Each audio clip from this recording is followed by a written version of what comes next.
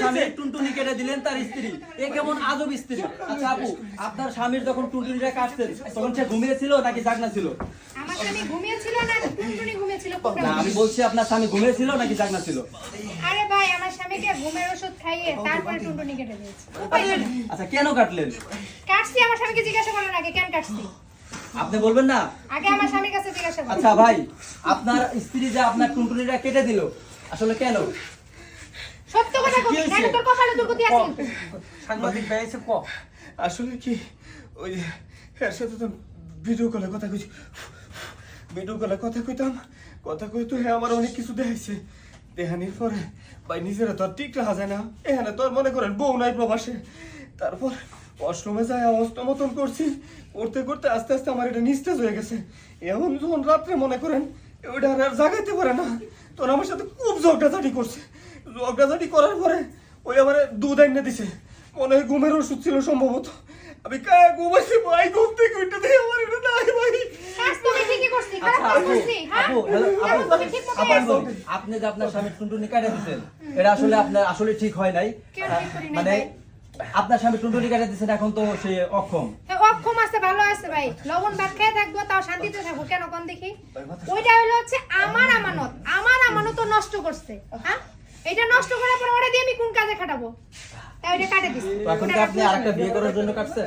না, আরেকটা বিয়ে করবো কিছু আরে ভাই আমি কই আমি তো প্রতিবেশী, বুঝেন না? এটা তো আমার বন্ধু, কারণ এত রাইতে দেন নাই, কেউ আসে নাই, আমি ছুটাইছি, কারণ আমার জানের দোস্ত মনে করেন আইছে, আর মনে করেন এই যে এই মহিলার ভিতরে বেজাল আছে, বুঝেন নাই? কয়দিন পর পরই মনে করেন এই জোর আসে সেই জোর আসে, মনে করেন এখন তো মনে করেন ওর টাকা পয়সা পাঠাই দেওয়া হয়ে গেছে, ওর নামে ও সব করে নিছে, এখন মনে করেন যে কোনো একটা অজুহাত দিয়ে এই প্লানের জীবনটা ধ্বংস করে দিল, বুঝছে? বুঝলাম না কিসের দোষ? আচ্ছা, আন্টি, প্রবাসীরা আন্টি, আগে আপনার উঠে পরেও ঠকে। আপনার ছেলের টুনটুনি কাটে দিয়েছে আপনার ছেলের বউ, এই বিষয়ে আপনি কি বলতে চান? তোমাকে প্রতিদিন কথা বলছি, তোমার কইছি কারণ সম্পর্ক বলি।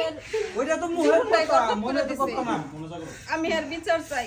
কিসের বিচার চান? আমার উপরে এখন বিনা কারণে দোষ দিতেছেন আপনারা। আমি যদি কাউকে ভালোবাসি গেলে আপনার পোলারে ভালোবাসি, আপনার পোলা যেন অন্যখানে যাইতে না পারে এর জন্য কাইটা দিছি।